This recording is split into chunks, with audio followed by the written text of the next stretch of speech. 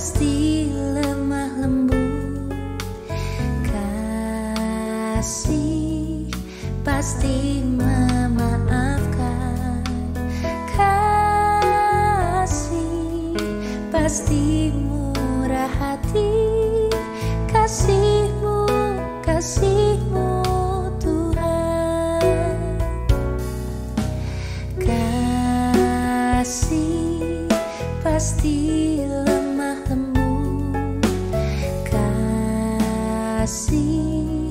pasti memaafkan, kasih pasti murah hati, kasihmu, kasihmu Tuhan.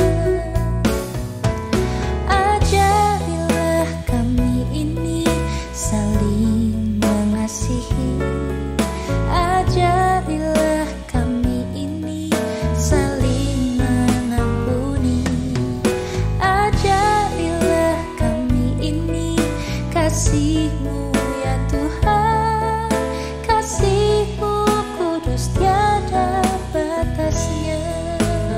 Shalom saudara-saudari terkasih dalam Yesus Kristus. Sebelum kita memulai aktivitas kita pada pagi hari ini, kita akan dibekali dengan firman Tuhan. Kita berdoa. Bapa dalam sorga, terima kasih Tuhan, kami panjatkan kehadirat-Mu untuk segala kebaikan dan kasih karunia yang masih boleh kami rasakan hingga pada saat ini, di mana Tuhan menyertai kami dari tidur kami, istirahat kami, sampai pada pagi hari Tuhan Kau membangunkan kami dengan penuh sukacita, dalam keadaan sehat, juga menerima berkat yang baru yang Tuhan berikan kepada kami. Bapa, kami akan memulai aktivitas kami, namun kami akan mendengarkan sebagian pada firman-Mu. Biarlah Tuhan Engkau membukakan pintu hati kami, juga Engkau menurunkan Roh Kudus-Mu ke dalam hati dan pikiran kami Tuhan, agar kami dapat membekali diri kami dengan firman-Mu dan firman-Mu dapat bekerja dalam kehidupan kami. Terima kasih Tuhan, ampuni kami dosa-dosa kami. Dalam nama Tuhan Yesus Kristus kami telah berdoa dan mengucap syukur kepadamu. Amin.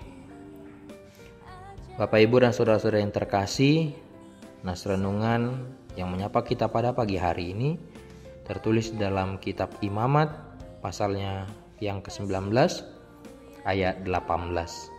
Imamat 19 ayat 18. Saya akan membacakan untuk kita semuanya. Demikian firman Tuhan. Janganlah engkau menuntut balas, dan janganlah menaruh dendam terhadap orang-orang sebangsamu, melainkan kasihilah sesamamu manusia seperti dirimu sendiri. Akulah Tuhan. Demikian firman Tuhan. Bapak, Ibu, dan saudara-saudara yang terkasih, kita tahu bagaimana sifat sebuah balon. Ketika balon diisi oleh angin atau udara, dia akan mengembang, dia akan membesar, dia akan membulat.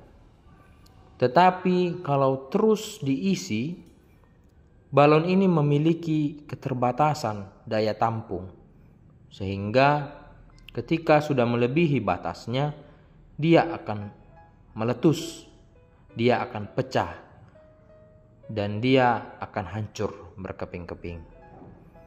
Demikian juga Bapak Ibu dalam nats renungan kita pada pagi hari ini, di mana dikatakan janganlah engkau menuntut balas, dan janganlah menaruh dendam terhadap orang-orang sebangsamu. Ketika kita disakiti, diperlakukan secara tidak baik, secara tidak adil oleh orang lain, secara manusia normal, kita pasti memiliki rasa dendam. Kita pasti akan menuntut sebuah pembalasan, menyimpan dendam itu dalam hati. Dan sama seperti balon tadi, jika ada waktu yang tepat, dendam yang kita simpan ini akan meledak dan akan menjadi dosa ketika kita melakukan hal-hal yang tidak baik.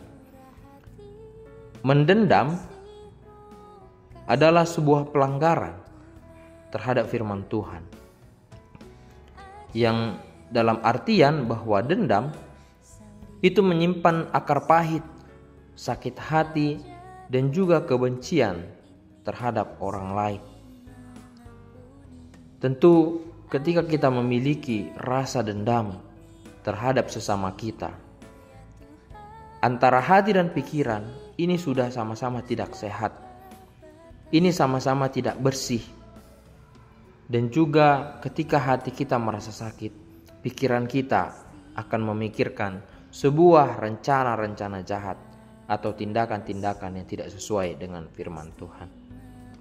Semakin kita mendendam, semakin kita simpan akar pahit itu, maka semakin buruklah pemikiran kita terhadap sesama kita.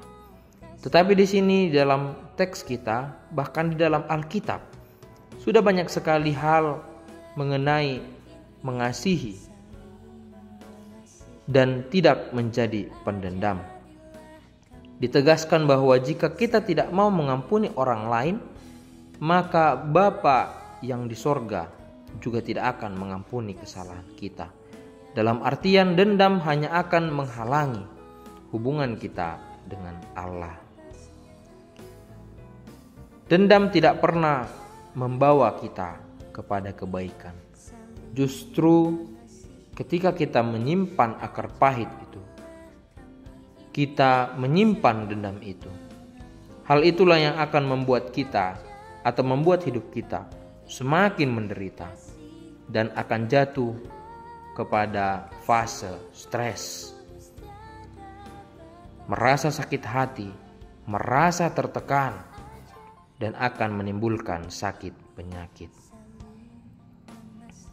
Dan satu-satunya perilaku yang dapat mengendalikan rasa dendam ini, akar pahit ini yang ada di dalam hati kita adalah dengan mengasihi.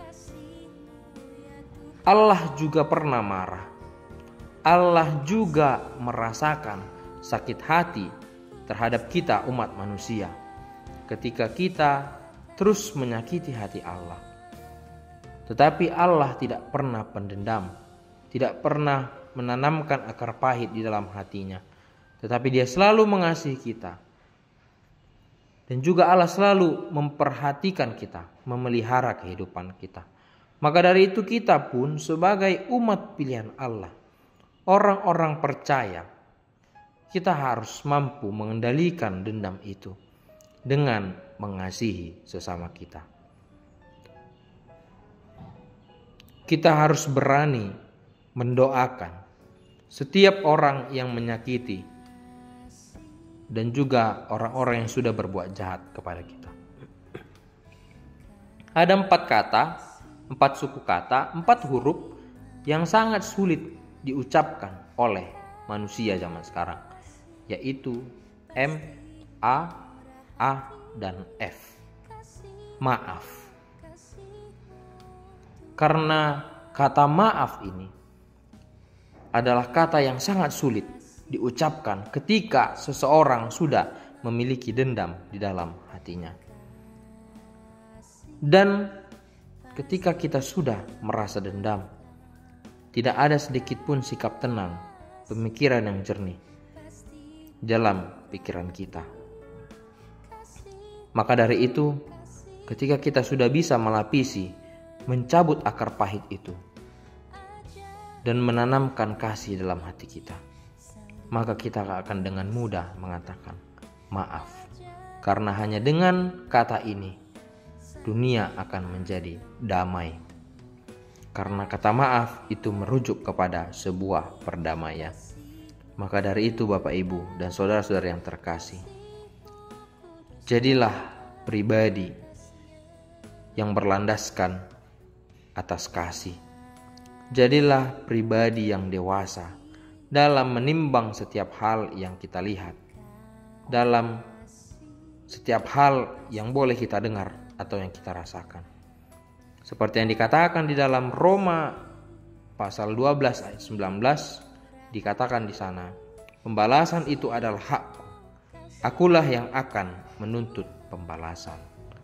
Itulah kata firman Tuhan yang boleh menenangkan hati kita. Jikalau hari ini kita merasa sakit hati dengan sesama kita, dengan keluarga kita,